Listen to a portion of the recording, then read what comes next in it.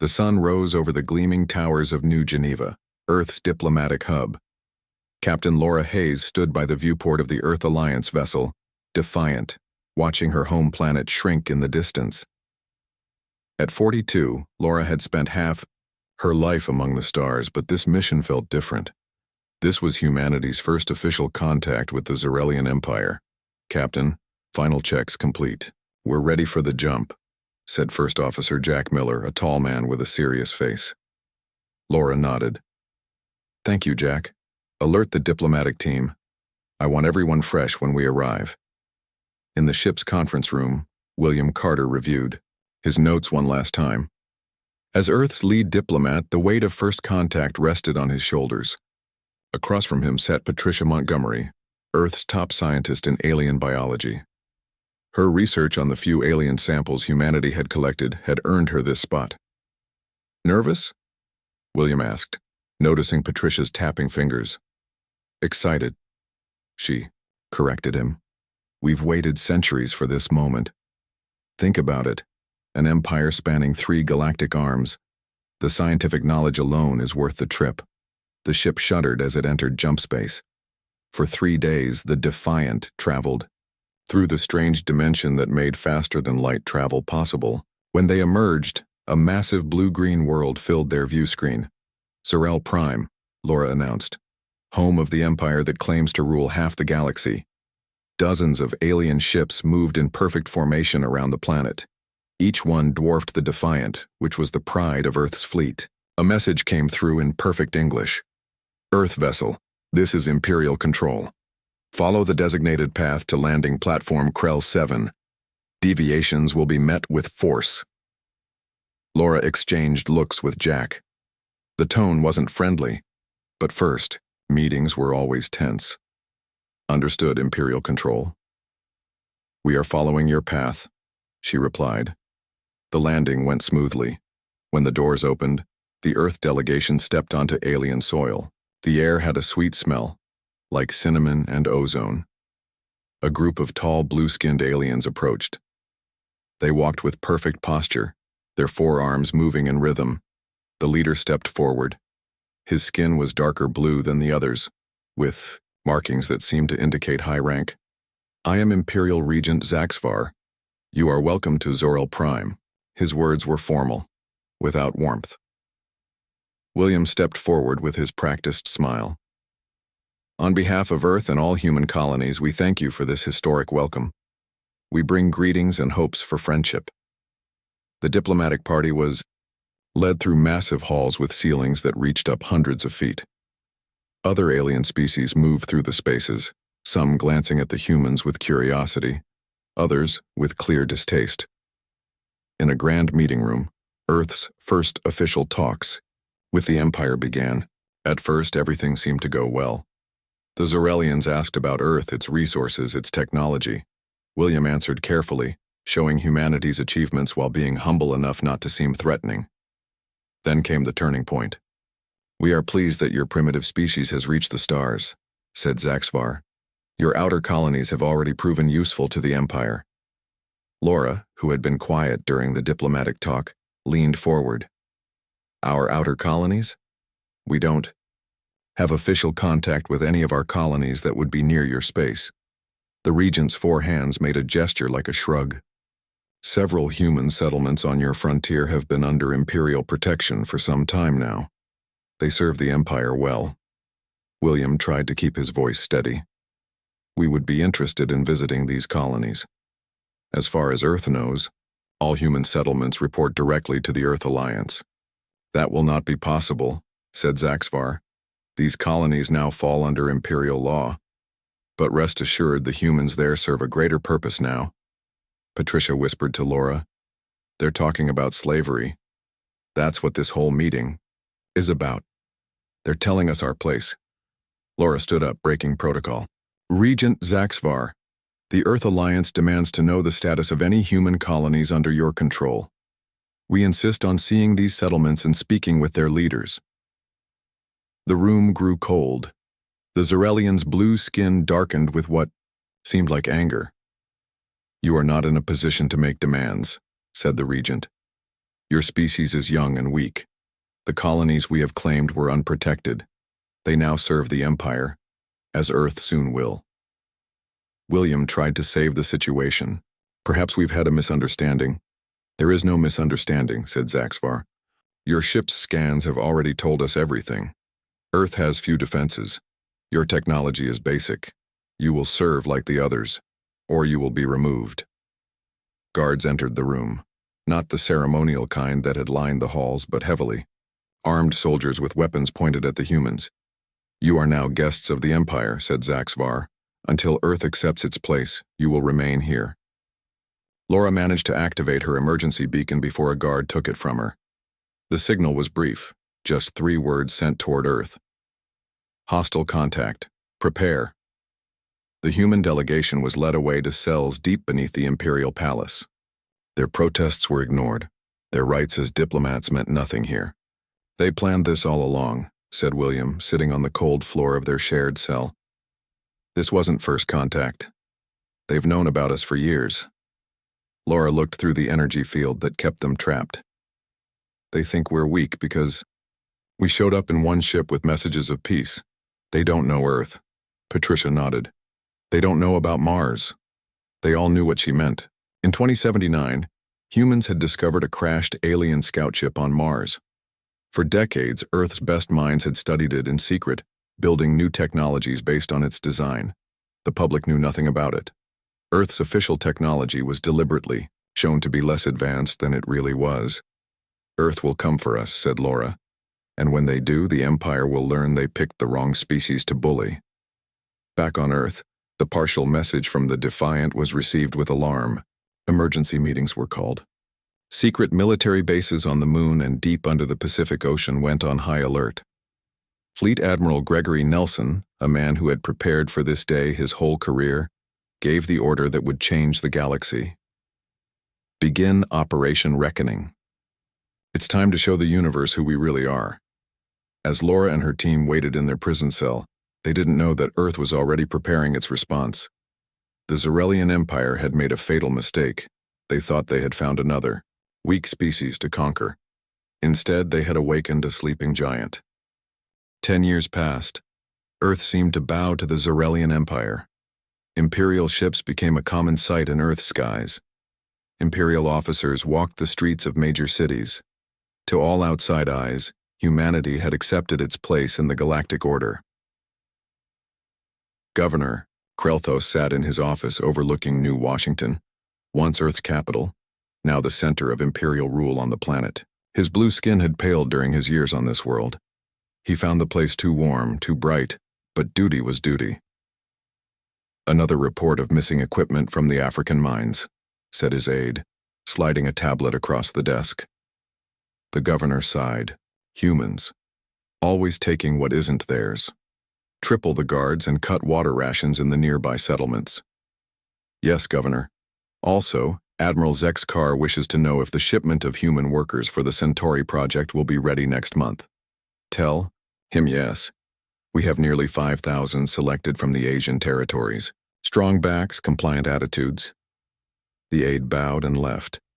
Krelthos turned to look out his window at the city below. Humans moved about their business, heads down, never making eye contact with the Imperial soldiers who patrolled the streets. Such a simple species to break, but appearances can be deceiving. Deep beneath the Atlantic Ocean, in a facility that didn't exist on any Imperial record, Fleet Admiral Gregory Nelson studied holographic maps of the galaxy. At 62, his hair had gone completely white, but his eyes burned with the same fire they had 10 years ago, when he'd received the Defiant's distress call. Status report, he said to the room of officers. Commander Carol Wright stepped forward. Neptune base is ahead of schedule. The last 50 ships will be complete by month's end. That puts us at 3,247 vessels total. And the quantum drive? Dr. Olivia Wright, Carol's sister and Earth's leading physicist, pulled up technical schematics. The final tests were successful. The drive not only allows FTL travel but makes our ships completely invisible to Imperial sensors. They'll never see us coming. Gregory nodded. Weapon systems? A younger officer, Lieutenant Joseph Harris, reported next. All ships are equipped with the Mars tech cannons. Based on the data from our spies, Imperial shields will fail after 2 direct hits, 3 at most. And our people on the occupied colonies? This came from Samantha Russell, who had just arrived from the Resistance headquarters on New Horizon. Her face was thin, marked with a scar that ran from eye to jaw. 10 years of fighting the Empire from the shadows had hardened her. Ready and waiting, Admiral. The moment our ships appear, the ground forces will rise. We've placed our people in key positions throughout Imperial installations. They won't know what hit them. Gregory walked around the table, looking at each of his officers. 10 years ago, the Zorelians made a critical mistake. They judged us by what they saw on the surface. One diplomatic vessel. Open hands of friendship. They thought us weak. He pointed to the holographic display of Earth, surrounded by hidden defense platforms that the Empire never knew existed. They took our people. They stripped our colonies. They thought us beaten. In 3 days, we show them how wrong they were. On Zorel Prime, in a prison complex far beneath the Imperial Palace, Captain Laura Hayes sat in her small cell. 10 years had turned her hair gray but had not broken her spirit. The same was true for William Carter and Patricia Montgomery, held in cells nearby. Daily, the Imperial Guards tried to get information from them about Earth's defenses, about human technology, about anything that might be useful. Daily they were met with silence or lies. Laura's door slid open. A guard threw in a food tray. "Eat, human. The Regent wants to see you." This was new. For years they had been kept away from the Imperial leadership, questioned only by lower officers. Laura was led through corridors she had never seen before, up to levels where sunlight actually reached. Finally, she was brought to a grand office where Imperial Regent Zaxvar sat behind a desk made of some shimmering material. "Captain Hayes," he said, as if greeting an old friend. "Please sit." Laura remained standing. "What do you want?" "Direct, as always." "Very well. Our intelligence suggests unusual activities in your solar system. Ships disappearing from our sensors. Communications we cannot decode. Care to enlighten me?" Laura's face revealed nothing. "I've been in your prison for 10 years. I know nothing of what happens on Earth now." The Regent studied her. "I think you know more than you say. I think all humans know more than they say. You play at being simple, but there is something beneath the surface. No matter if Earth is planning some foolish rebellion, it will be crushed like all the others." "Is that all?" Laura asked. "For now. But remember this, Captain. For every act of defiance, a human colony suffers. Your species lives or dies by our mercy." Back, in her cell, Laura smiled for the first time in years. The Empire was getting nervous. Good. They should be. On the occupied colony of New Horizon, Samantha Russell's resistance network moved into final position. For years, they had hidden in the forests and mountains, striking at Imperial targets, when possible, but mostly focused on a longer game. Alan Foster, once a farmer, now her best fighter, reported in through their secure channel. "Imperial Guard rotations have been logged. We know exactly when each post will be at minimum strength." "Excellent," said Samantha. "And the jammers?" "In place around all major Imperial communications arrays. When they go active, the Zorelians will be blind and deaf for at least 10 minutes. "That's all we'll need," Samantha said. "What about the prison camps?" Alan's face grew serious. "We have people positioned near all 12 camps. The moment the signal comes, we move in. No one gets left behind this time. Throughout human space, in hidden bases and secret facilities, on occupied worlds and even on Earth itself, humanity prepared for the greatest military operation in its history. On the Imperial Administration world of Terax III, Lieutenant Commander Adam Pierce, disguised as a human servant, downloaded the final pieces of critical information about the Empire's defense grid. For 8 years, he had worked his way up from slave labor to a position in the governor's household, all to gain access to this data. On the mining world of Cygnus IV, slave worker Julia Brown whispered to the other human prisoners, 3 more days Be ready to move when you hear the signal. In a shipyard orbiting Jupiter, technicians put final touches on humanity's greatest warship, the Judgment. Nearly a mile long, built with technology the Empire didn't know humans possessed, it would serve as Admiral Nelson's flagship in the coming battle. In Imperial records, Earth was listed as a Class 3 protectorate world. Limited technology. No significant military. Population, useful only for labor and resources. In 3 days, those records would need serious updating. Governor Krelthos received a strange report that evening. Sensors had detected an energy spike in Earth's asteroid belt, but follow-up scans showed nothing there. He dismissed it as equipment error. It was the last mistake he would make as governor of Earth. The day began like any other on Zor-El Prime. The twin suns rose over the imperial capital. Citizens of 100 different species went about their business. In the Grand Spire, Emperor Drexur reviewed reports from across his vast domains. Another human settlement has been moved to the mining worlds, reported High General Vexitor. Production is up 15%. Good, said the Emperor, his dark blue skin gleaming in the light from the great windows. And what of the rumors of unrest? Nothing serious, Your Majesty. The humans complain, but they have no power to resist. Their homeworld is firmly under our control. A junior officer rushed into the chamber, breaking all protocol. Your Majesty, sensors detect a ship in orbit.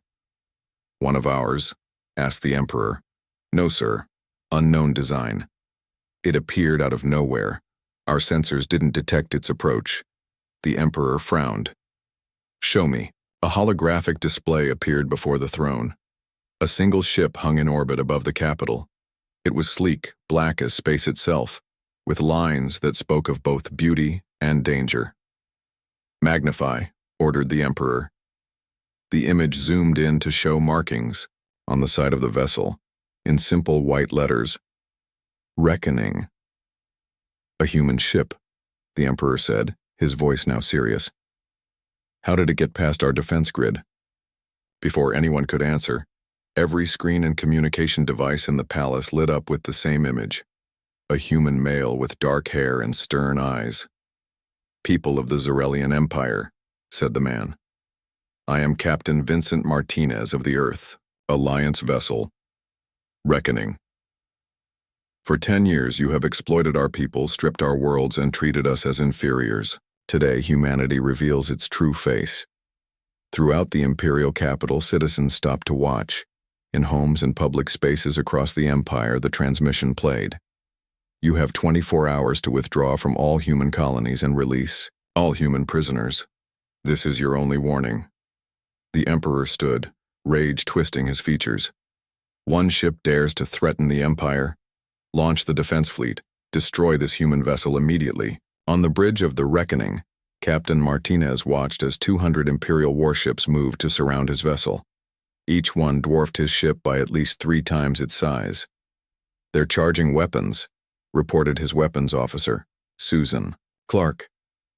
Right on schedule, said Martinez. Shields at maximum.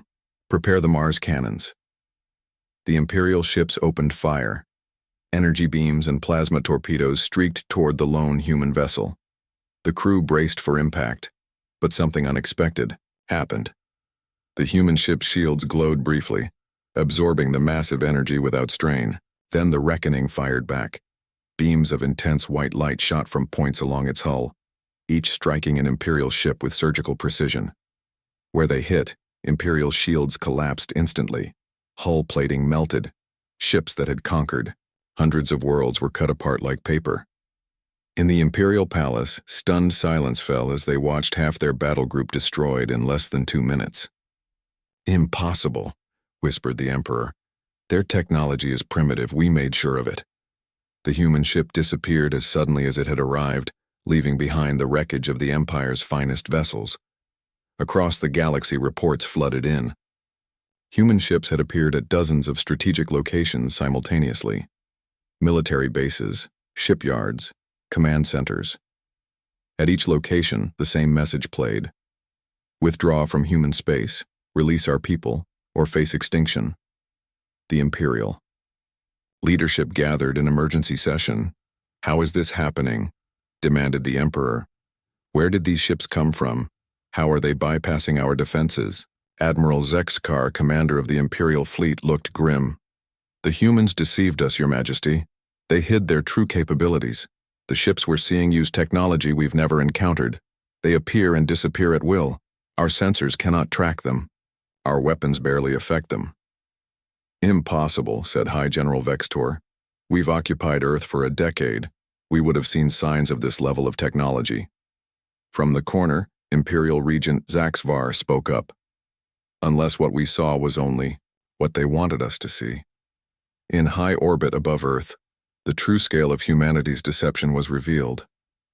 The Atlantic Ocean split open as massive hangar doors, hidden for years, opened to the sky. From the dark waters rose ship after ship, each bearing the Earth Alliance emblem. On the moon, what the Empire had believed to be mining operations were in fact massive shipyards, now disgorging hundreds of warships. From behind Jupiter and Saturn, from hidden bases in the asteroid belt, from secret facilities on distant moons, humanity's armada assembled. 3,000 ships, built over 10 years of apparent submission, armed with weapons reverse-engineered and improved from the Mars discovery. Aboard the Earth Alliance flagship, Judgment, Admiral Gregory Nelson addressed the fleet. "For 10 years, we've waited, we've planned. We've built in secret while the Empire thought us beaten. Today we show them the price of underestimating humanity." On the occupied colony of New Horizon, timing was everything. As Imperial guards changed shifts, the jammers activated. Every communication and sensor array on the planet went dark. Samantha Russell led her resistance fighters from the forests. Alan Foster and his team hit the main Imperial garrison. From within Imperial facilities, humans who had pretended loyalty for years suddenly turned on their oppressors. The prison camps were opened. Human colonists held as slave labor for a decade poured out to join the fight. Imperial guards found themselves surrounded, confused, and outgunned by the very people they had thought safely controlled. On Zorel Prime, the Emperor received devastating news from all fronts. "Human forces have liberated New Horizon. We've lost contact with the garrison on Cygnus IV. The shipyards at Tartarus Station are under attack. Earth itself has been lost. Our forces there report massive human fleets rising from hidden bases." Admiral Zexkar's voice shook as he delivered his report. "Your Majesty, I estimate that the humans have deployed over 3,000 warships. Most of our fleet cannot even target them due to their stealth technology. We've lost 40% of our military capacity in the first 6 hours of their offensive." The Emperor's face darkened. "So be it. If the humans want war, they shall have it. Deploy the planet killers. Target Earth first, then each of their colony worlds. Let's see how brave they are when their homeworlds burn." But even this plan failed. As the Empire's planet killers moved into position, they found human ships waiting for them at every target. The deadly weapons feared across the galaxy were destroyed before they could fire a single shot. Admiral Nelson's voice broadcast across Imperial channels. "Your weapons are neutralized. Your fleets are in retreat. The time for diplomacy has passed. Surrender or face extinction." For the first time in its 5,000-year history, the Zorelian Empire faced an enemy it could not defeat. An enemy it had welcomed in with open arms, thinking them weak, only to discover too late the sleeping giant they had awakened. The reckoning had begun. Dawn broke over New Horizon. The sky, once filled with Imperial patrol ships, now held the sleek forms of Earth Alliance vessels. On the ground, human colonists emerged from their homes without fear for the first time in a decade. Samantha Russell stood on a hill overlooking the main settlement. Smoke rose from the former Imperial headquarters where the fiercest fighting had happened. Her resistance fighters moved through the streets, helping the injured and freeing those still locked in Imperial holding cells. "The northern prison camp is secure," said Alan Foster, approaching with a bandage on his arm. 2,000 of our people freed. Some are in bad shape, but they'll live." Samantha nodded. "And the Imperial governor?" "Captured trying to escape in a shuttle. His guards turned on him when they saw what was happening." A shadow passed overhead. Samantha looked up to see an Earth transport ship landing nearby. The door opened, and soldiers in Earth Alliance uniforms stepped out. At their lead was a tall man with a serious face. "Major Daniel Roberts, Earth Special Forces," he said, extending his hand. "Looks like you started the party without us." Samantha shook his hand. "We've been planning this party for 10 years, Major, but we're glad you could make it." "The Admiral sends his regards," said Daniel. "And a message. Operation Liberation is proceeding on schedule. 12 human worlds freed in the first wave. The rest will follow within 48 hours. Across human space, the same scene played out again and again. Imperial garrisons found themselves attacked from all sides. From orbit by Earth's new fleet, from within by humans who had pretended loyalty while waiting for this day, and from without by resistance fighters who emerged from hiding. The Empire, so confident in its superior technology and numbers, discovered too late that humans had been studying their weaknesses for years. Imperial shield frequencies, communication protocols, even the access codes to their weapon systems, all had been compromised by patient human spies who had worked their way into positions of trust. On Cygnus 4, the main mining world where thousands of humans had been worked to death, the liberation was led by Julia Brown. For 8 years, she had cleaned the office of the Imperial Overseer, ignored as if she were furniture. All that time, she had memorized guard rotations, mapped defense systems, and passed information to others.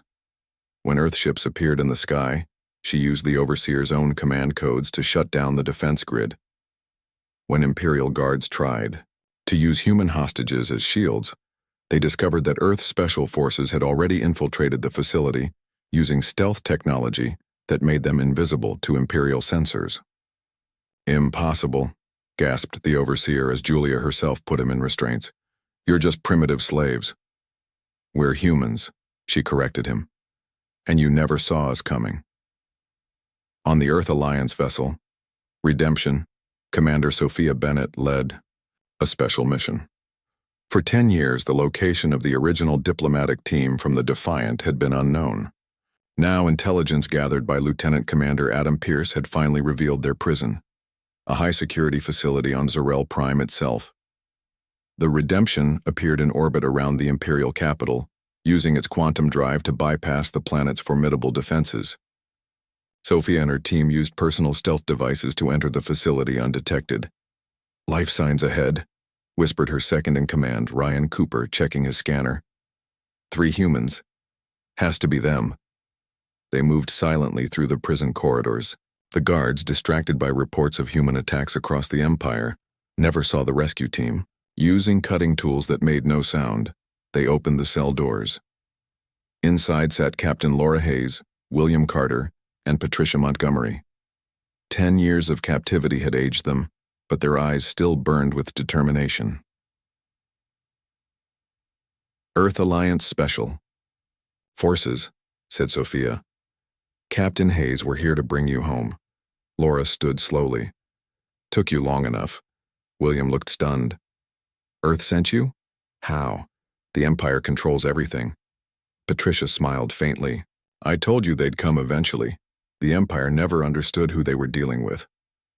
As they moved to escape, an alarm finally sounded. Imperial guards rushed to stop them, but were no match for Earth's special forces with their advanced weapons. The team fought their way back to their shuttle and escaped to the Redemption.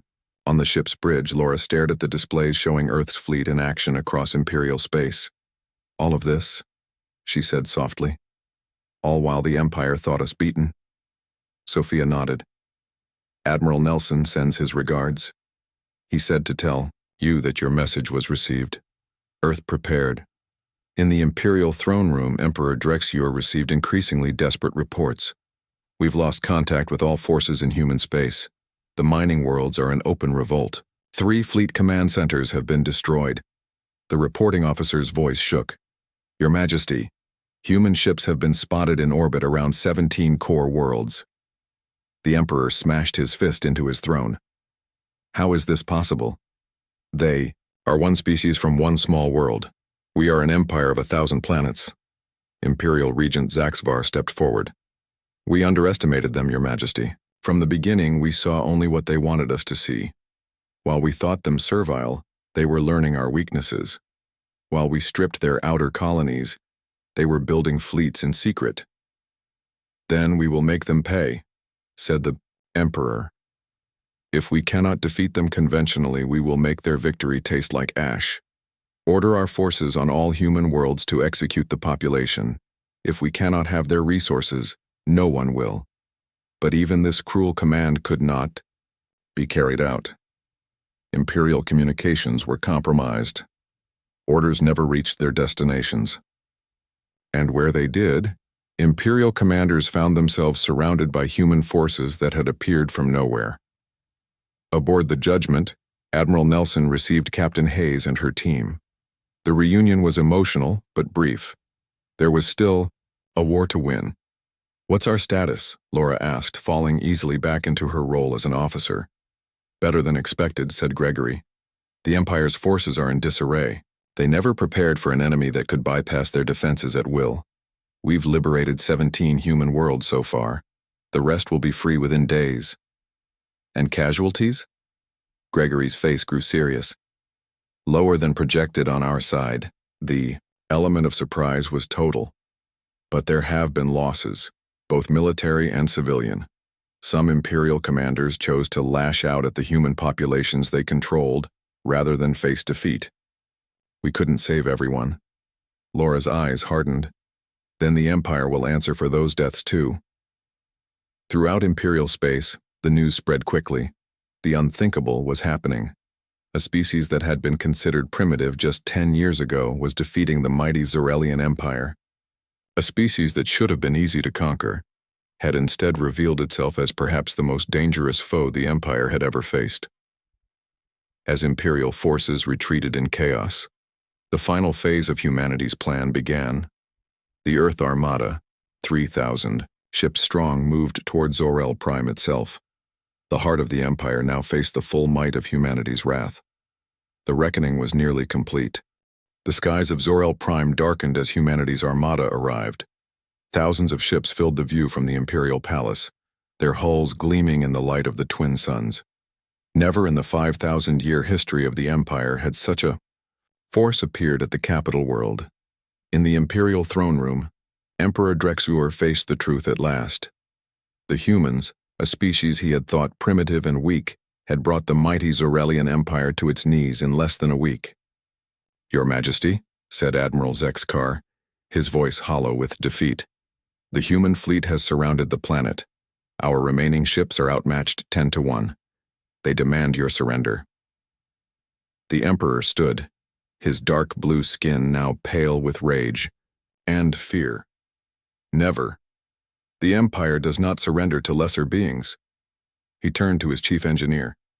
"Activate the planetary shield. Extend it to maximum range." The engineer looked alarmed. "Your Majesty, at that range, the shield will trap millions of our own citizens outside the protected zone.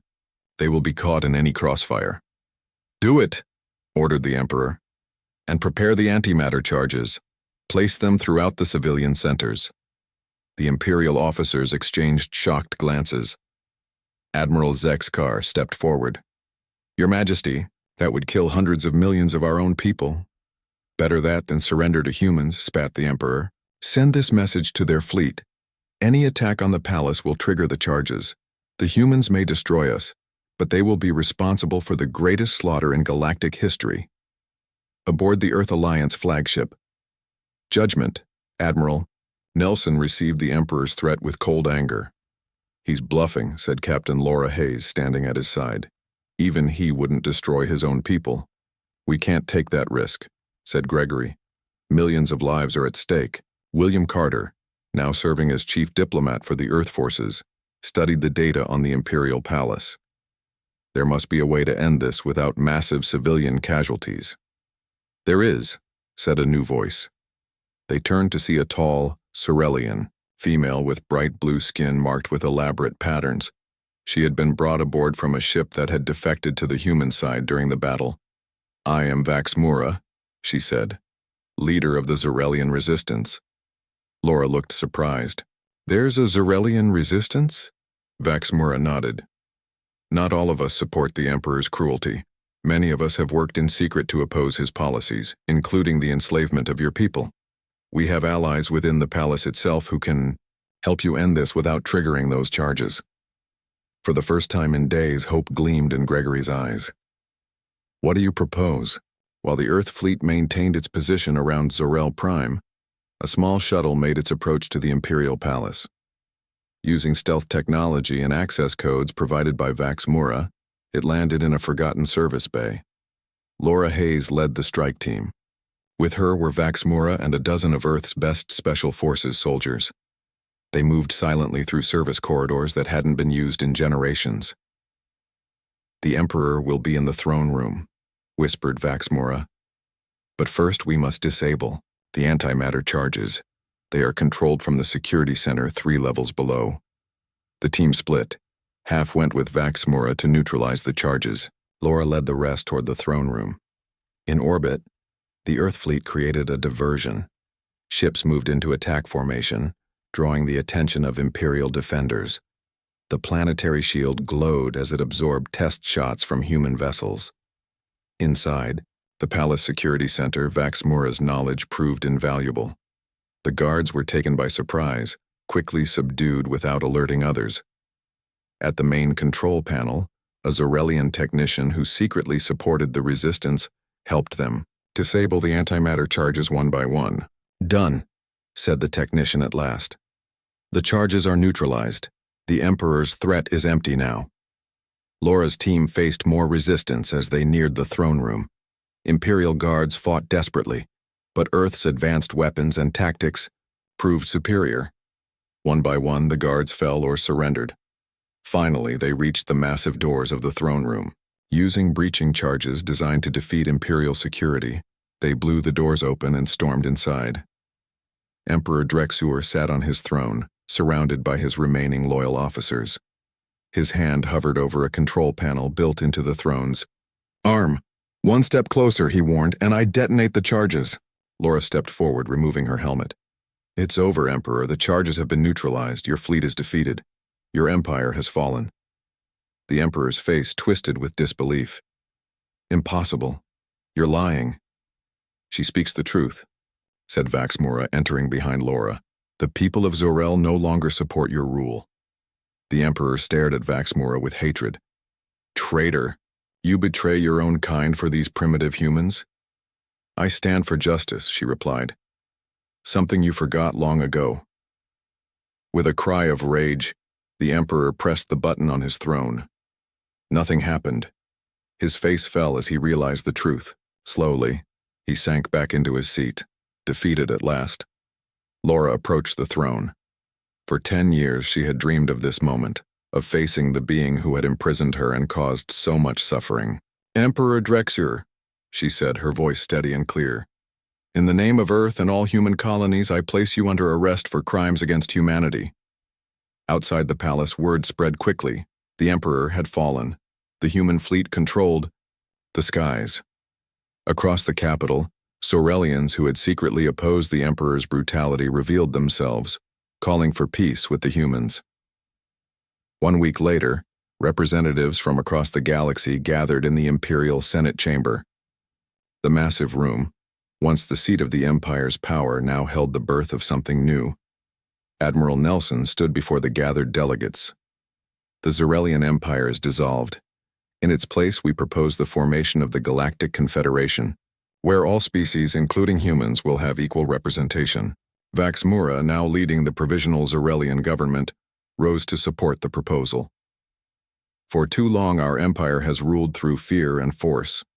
Today we choose a different path, one of cooperation and mutual respect."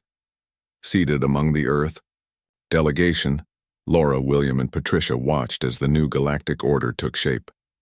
10 years of captivity now seemed worth the price, if it meant a better future for all. "I still can't believe it," said William.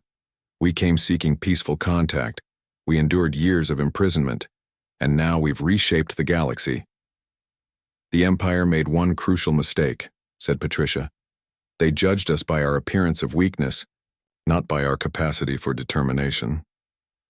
Laura looked out over the chamber at humans and aliens working together for the first time as equals. They never understood humanity. Our greatest strength isn't in our weapons or technology. It's in our refusal to accept defeat, our ability to hide our true strength until the perfect moment, and our capacity to rebuild rather than simply destroy. As the delegates voted unanimously to form the Galactic Confederation, a new era began. Humanity had arrived on the galactic stage not just as conquerors, but as architects of a better future. The empire that had sought to enslave them now looked to them for leadership. The message to the galaxy was clear: underestimate humanity, at your peril, but also show us respect, and we will help build something greater than any empire could ever be.